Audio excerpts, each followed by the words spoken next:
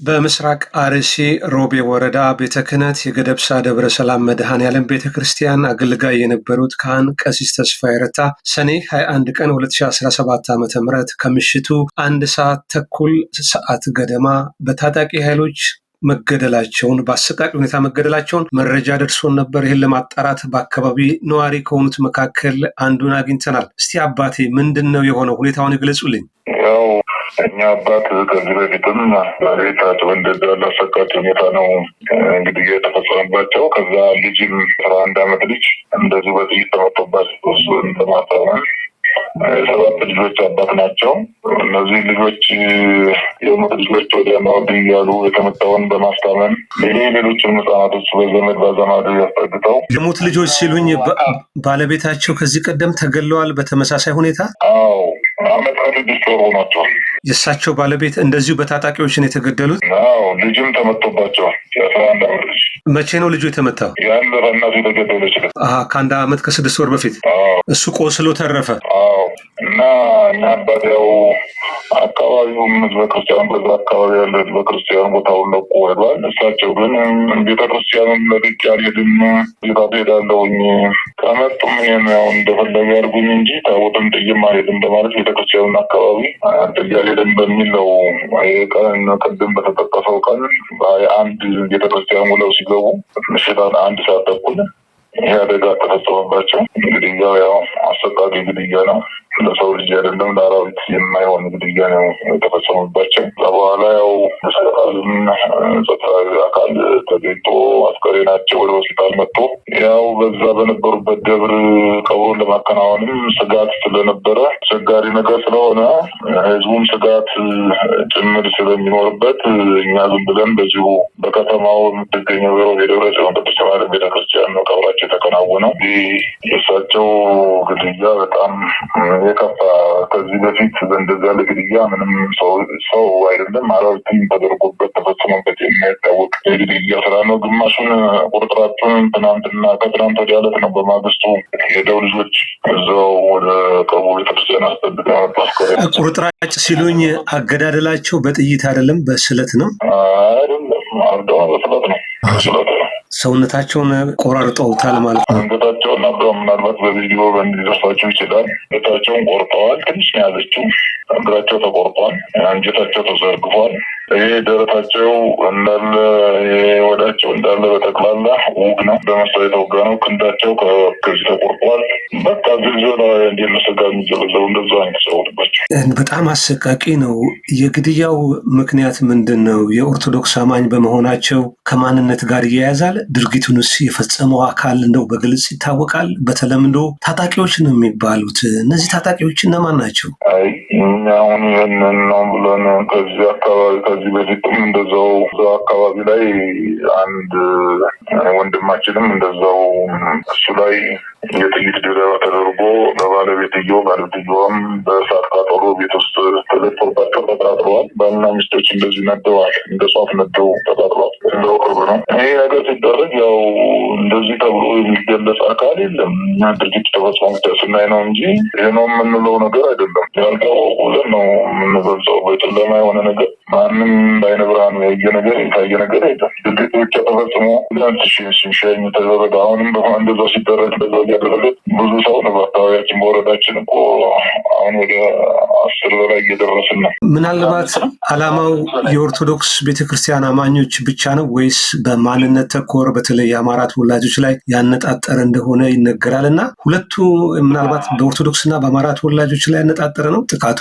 ይመስልና በመሀልም ደግሞ ያው አንዳንድ ጊዜ ይመጣል። አሁን የማገት ዙሪያ ያው አካባቢ ታግጦ ጠቅላላ ገንዘብ ያልከፈለ ትንሽ ነገር እንዲያው ቢኖር ነው እንጂ ስታቸው እየታገጡ ገንዘብ እየከፈሉ ነው የሚለቀቁት። ይሄ ነው እንዳይባል አንዳንዴም ነው በእነሱ መካከል ይህም አለ። በሙስሊም እምነት ተከታይ ማህበረሰብ ጋር አብሮ ነው የሚኖረው ማህበረሰቡ። ለእነሱም አሁን በቅርብ ቀን የምናየው የእነሱንም ማገት የእነሱንም መግደል ተመሳሳይ ነገር ይታያል። እንደዚህ ነው ብሎም ለማለት ይከብዳል። ተደጋጋሚ ጥቃት፣ አሰቃቂ ግድያዎች፣ እገታዎች ይፈጸማሉ። ይህንን ምናልባት የኦሮሚያ ክልልም ሆነ የፌዴራሉ መንግስት ለማስቆም ያደረጉት ጥረት የለም? አቤቱታ ይቀርባል? ሰሚ የለም። የኢትዮጵያ ኦርቶዶክስ ቤተክርስቲያንስ በዚህ ጉዳይ ያሳለፈችው ውሳኔ አለ? መግለጫ እንኳን ሲያወጡ ሰምተናቸው አናቅም፣ በተለይ ከቅርብ ጊዜያት ወዲህ።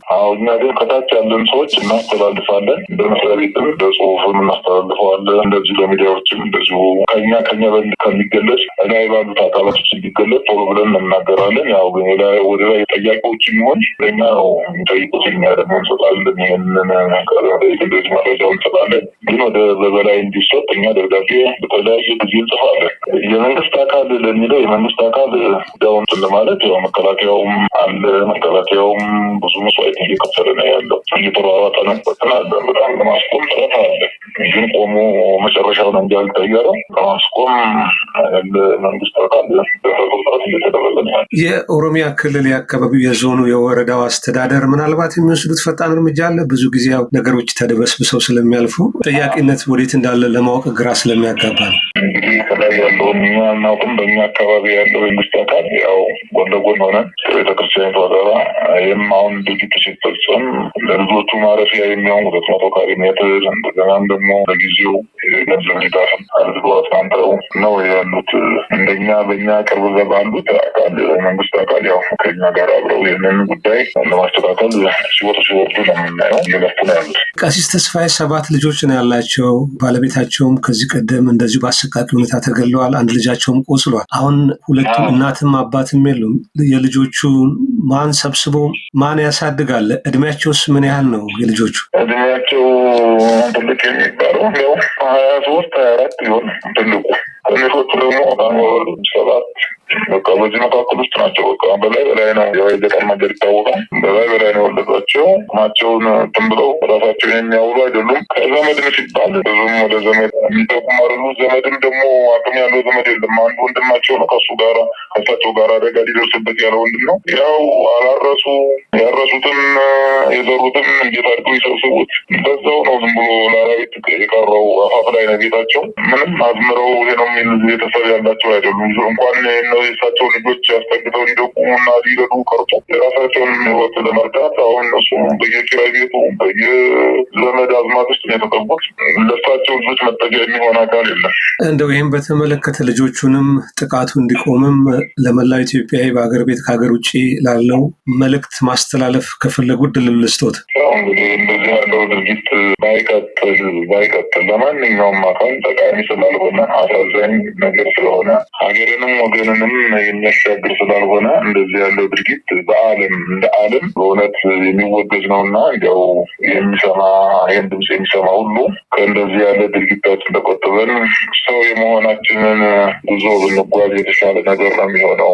ነገ ታሪክ የሚወቅሰው ታሪክ የሚገልጸው ስራ መስራት እስከ ሰው ልጅ አይጠበቅም እና እናንተም በእውነቱ በሚዲያ ያላቸው ወንድሞቻችን ብዙ ነገር መስዋዕት እየከፈላቸው እንደሆነ እናያለን፣ እንመለከታለን። አሁንም ይህንን ድምፅ የሚሰማ ሁሉ የሰው ልጅ በእውነት ወደ ፈጣሪ ሰውን የምንመልሰው ነው። ከሌላ ድንበር ብሎ ጥሶ የመጣ አካል ጥላት የለብንም።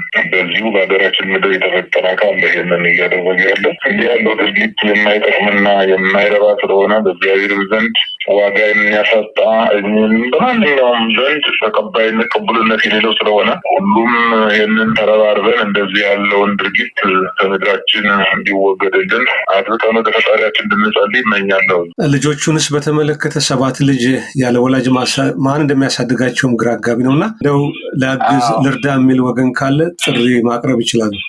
እነዚህ ልጆች እንግዲህ ያው በእውነት የሟች ቤተሰብን የሟች ልጅን ማሳደግ ያው ምን ያህል በእግዚአብሔር ዘንድ ተቀባይነት እንዳለው ሁሉም አካል ያውቀዋል እና ለእነዚህ ልጆች አባት የሚሆንም ወንድም የሚሆን እህትም የሚሆን አካል ልጆችን በግልጽ እዚህ ቦታው ድረስ መጥቶ ልጆችን አግኝቶ መርዳት ይቻላል። እንግዲህ እግዚአብሔር የሚያደርጉልንም እርዳታ የሚያደረጉልን እስካሁንም አሉ። ወደ ቤተክርስቲያን በዚህ በቀብር ስርዓታቸው በተፈጸመ ዕለት ወደ 80 ሺህ ብር ተሰብስቧል። በጎ ያደረጉልንም አሉ። ወደፊትም በእነዚህ ልጆች ዙሪያ ላይ እርዳታ የሚያደርጉ ወገኖቻችንን እግዚአብሔር አምላክ ይጠብቅልን እያለ አሁን የምትረዷቸው ወገኖች ቦታው ድረስ መጥታችሁ ልጆቹን ማግኘትና መርዳት ትችላላችሁ። አካውንትን በስማቸው በሁለት ልጆች ጣምራ ፊርማ የሚሆን በራሳቸው ልጆች አካውንት እንከፍታለን፣ እንለቃለን። እንድትተባበሩልን በእግዚአብሔር ስም እንጠይቃለን። ለሰጡኝ መረጃ አባቴ አመሰግናለሁ። እግዚአብሔር ያጽናችሁ። አመሰግናለሁ። አሜን ስላደረጋችሁልን ድምፅ ስለሆናችሁ እናመሰግናለን። በቤተክርስቲያን ክቡራትና ክቡራን ተመልካቾቻችን ወደ አርሲ ዞን በዚህ ጉዳይ ለማጣራት ያደረግነው ሙከራ ነበረ። የኦሮሚያ ክልል ፖሊስ ኮሚሽነርም የቃል አቀባዩንም ለማግኘት ያደረግነው ጥረት አልተሳካም። እናገኝ ከሆነ የምናቀርብ ይሆናል።